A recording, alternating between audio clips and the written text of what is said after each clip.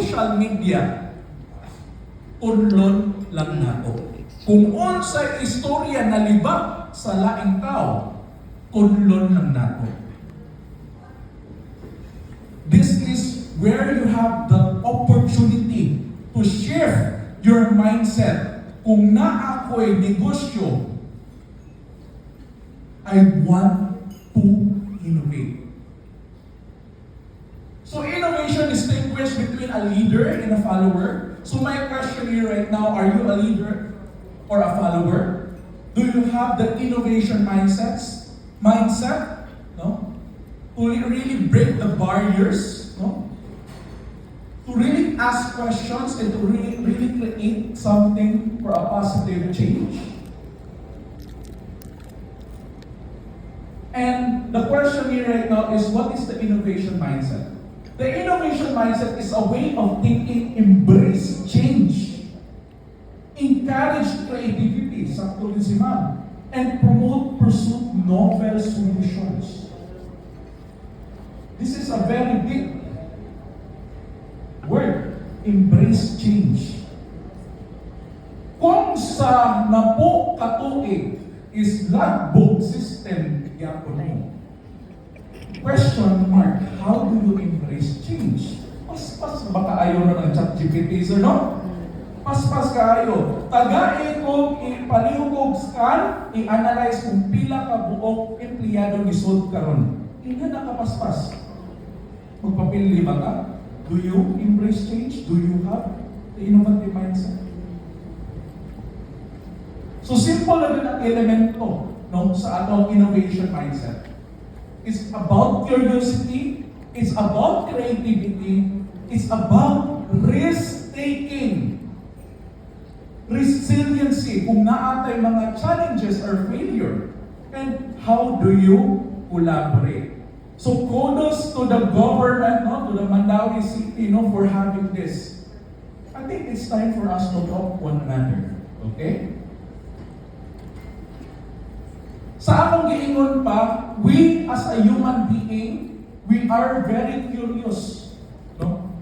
Ngano kaha na naay, o ano, naay Facebook, ngano naay Grab, ngano naay sa tawanan na ay lansan sa atong lamisa, sa atong table. It starts with a curiosity. And also with Ma'am Erica and Sir Norman, they also start asking questions. Ngano inani ka? Ngano inani ka? And long and behold, they are now a very successful business entrepreneur and startup founder. So, pagpakay na to sila, babe. Grabe, no? They are now trying to explore the unknown, no? Challenge the assumptions and lihok sa ta. Actionable curiosity. Dili pwede na mangutana lang ta. And at the end of the day, yung sa banana chip chocolate pudding. So you have to take actions from your questions. Creativity and innovation, no?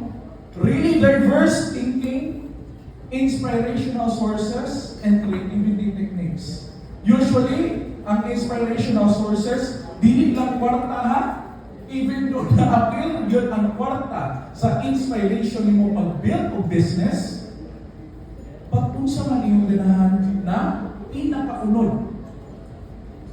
And I will give you this. I will give you a free gift, no? As a free gift for being invited us here. I will give you this gift. It is falling in love with a problem rather than wait for a solution. Again, you fall in love with a problem rather than waiting or obsess with your solution. Because when you fall in love with your problem, you will have inspirational sources to create more and to innovate more. Diha nagsugod ang chocolate dip ng dried mango. Are you familiar with that? No? It starts with the inspiration. Embracing risk and learning from failure. Ako maingon ng ko, no? Hadlok na sa tama fail. Because it takes a lot of resources. Ana ako mga ginikanan sa una, dili pwede mahatbong. Dili pwede 75 kay na something, no? But let the Department of Science and Technology to be the very first government agency to tell you this. It's okay to fail, it's okay to make mistakes. Because when you fail, you learn, you evolve, you invest to yourself, experience, maoday na. Dili lang ang mindset is, the usual paradigm mindset is, mauna na. Maumay na ang lagbok, no?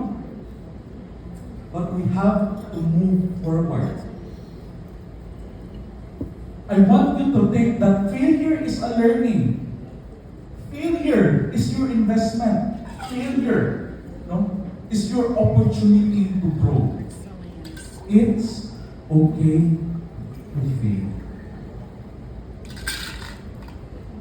Collaboration, no? Cross-functional teams, diverse perspective, open communication, no? Dili lang na magtapok lang ka kay nabuntis ang anak ni Marta. But we have to collaborate because it is needed to share not only the gossips. Gossips is very toxic. But we have to share ideas. Kung naay banana chips na giproduce ang usa ka business, naay chocolate business owner, how can you talk one another? Naay automobile na business o naay metals o engineering business, how can we make electronic vehicles? Magstenoria ay, no? O magtinabangay. In a personal note, I want you to make this, I want you to zoom out. No? Stay curious, seek feedback. Okay na din naman sa'yo. No? Experiment regularly and embrace small failures. So the question here right now is not innovate. No? Ladies and gentlemen, gunitin nyo na inyong cellphone. That is already innovation. The cellphone that you're holding right now is already providing impact. How do you communicate sa iyong mga anak? How can you post sa karon na event? How can you call an emergency?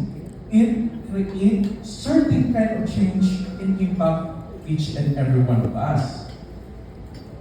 Simple rin ang blueprint.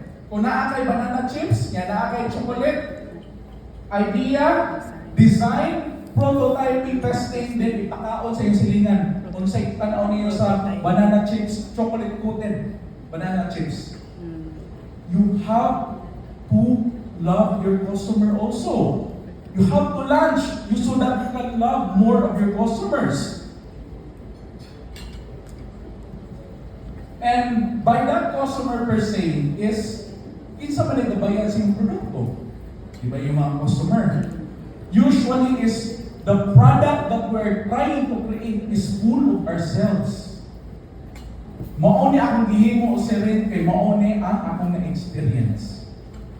But how do you innovate more? It's through the experiences of the pain of your customers, pain of your clients, and how can we make it better?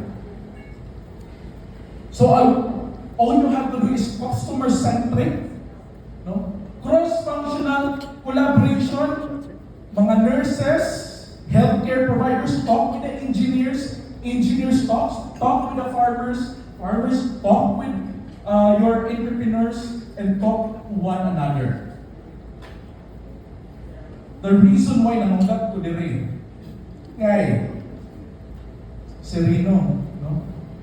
We have this kind of activities, we have this kind of we have this vision for you, with you.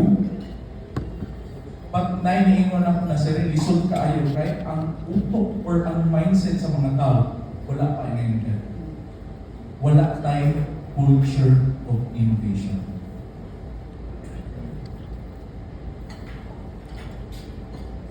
It starts with being curious. Kita mismo kan sa unang pagbata, no? We experience not being innovative and being curious because pagkabata pa lang daan, ang mutana ka, mapanganong green ang grass. Eh, mo ana akong ginikanan, dili na mo na trabaho na. Shut off dial. Mapanganong blue ang sky. Our curiosity, in a culture sense, is being shut off of asking furthermore. Let's talk. Simple lang yun. Kung naamoy ganahan sa DOST ng mga programa o mga programs and services, kung yata. Simple lang yun. Open communication, take feedback. No? And it is time for us to reward creativity. Sa una, kung naapata sa classroom, no, ang katong musunod sa rules ni teacher kay naa sa front seat. Karon is kita tanan as innovative ecosystem. We will build the front seat for innovative entrepreneurship.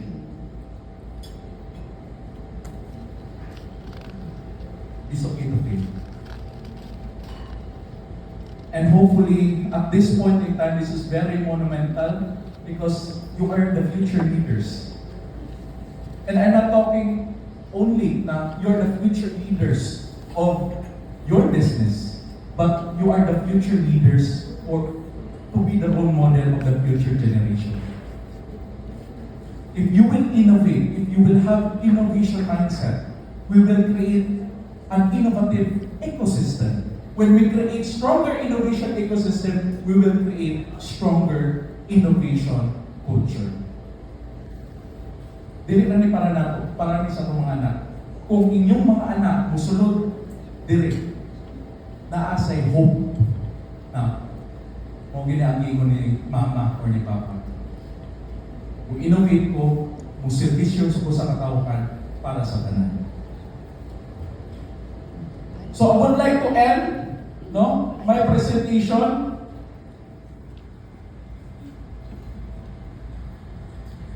I will clear out this statement. No, are you familiar with think outside the box? Yes? I will be the very first person to tell you this. The box doesn't exist. It is a green field with blue sky and fluffy clouds. You have the power to innovate. And through this is, through Thomas Edison, I have not failed. I just found 10,000 ways that won't work. And before we build innovative products, we must first build trust to each and every one of you. And before we demand innovation, we must first give permission to fail. And let us be the voice that says it's okay to make mistake, it's okay to fall. Wala nang po. And let us be the hand that lifts and say, I believe in you, and I am proud of you. And only then can we truly call this an ecosystem, because we are growing together. On behalf of the Department of Science and Technology, I believe in you, and I am so proud of you.